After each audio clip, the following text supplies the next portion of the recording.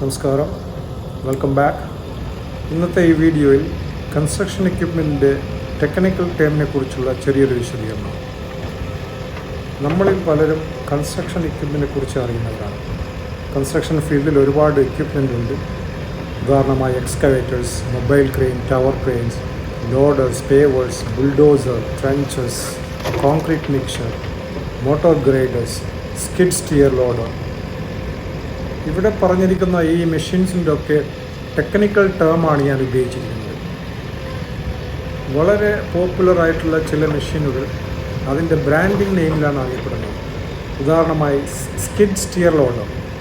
Skid steer loader ആദ്യമായി നിർമ്മിക്കുന്ന company, ആദ്യമായി ഡെവലപ്പ് ചെയ്യുന്നതും പോപ്പുലറൈസ് ചെയ്യുന്ന കമ്പനിയാണ് ബോബ് കാറ്റ്. അപ്പോൾ ബോബ് കാറ്റ് എന്നത് മാർക്കറ്റിൽ വളരെ അറിയപ്പെടുന്ന ഒരു ബ്രാൻഡിങ് നെയിമാണ്. കൺസ്ട്രക്ഷൻ ഫീൽഡിലുള്ളവരും ഇതിനെ ബോബ് കാറ്റ് ആണെന്ന് പറയാം. സ്കിഡ് സ്റ്റിയർ ലോഡറിനെ അവർ ബോബ് കാറ്റ് എന്ന് പറയും. ഒരുപാട് കമ്പനികൾ സ്കിഡ് സ്റ്റിയർ ലോഡർ ഉണ്ടാക്കുന്നുണ്ട്.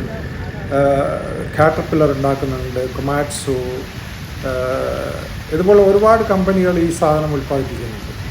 എന്നിരുന്നാലും ഈ മെഷീനൊക്കെ അറിയപ്പെടുന്നത് ബോബ് കാറ്റ് എന്നാണ്. കാരണം അതിൻ്റെ ആ പോപ്പുലാരിറ്റി തന്നെയാണ്. ഇനി വേറൊരു ഉദാഹരണം കൂടി പറയാം. നമ്മുടെ നിത്യജീവിതത്തിൽ ഉപയോഗിക്കുന്ന ഫേഷ്യൽ ടിഷ്യൂ. ഈ ഫേഷ്യൽ ടിഷ്യൂവിന് അറിയപ്പെടുന്നത് ക്ലീനെക്സ് എന്നാണ്.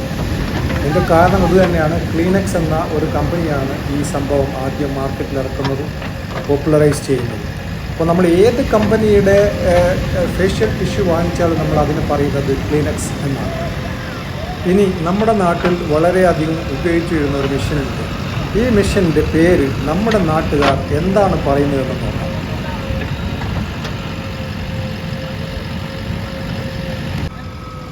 നമസ്കാരം.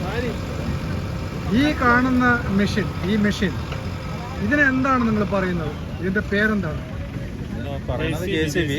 JCB അല്ലേ? നിങ്ങളിതിനെ JCB എന്ന് പറയും. നമസ്കാരം. നിങ്ങൾ ഈ മെഷീൻ എന്താണ് പറയുക? നമ്മൾ തന്നെ പറഞ്ഞത് JCB അല്ലേ? JCB എന്നാണ് പറയുന്നത്. നമസ്കാരം. നിങ്ങൾ എന്താണ് ഈ മെഷീൻ ഇപ്പോൾ പറയുന്നത്? JCB എന്നാണ് നിങ്ങൾ പറയുന്നത് അല്ലേ?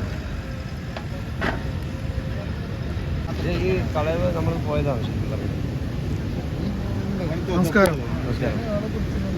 ഈ മെഷീൻ, ആ കുഴിക്കുന്ന ആ മെഷീൻ ഉണ്ടല്ലോ, അതിനെന്താണ് നിങ്ങൾ പറയാ? JCB.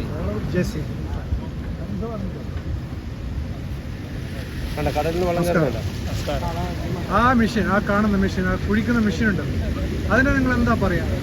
JCB.